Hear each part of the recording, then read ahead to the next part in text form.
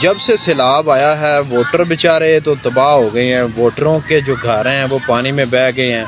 सैलाब में उनके प्यारे जो हैं वो मर गए हैं।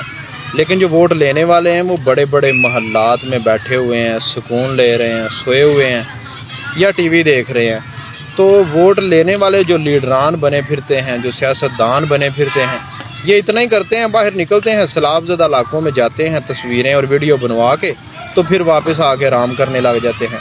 ये कदर व कीमत है इस मुल्क में वोटर की और गरीब आवाम की।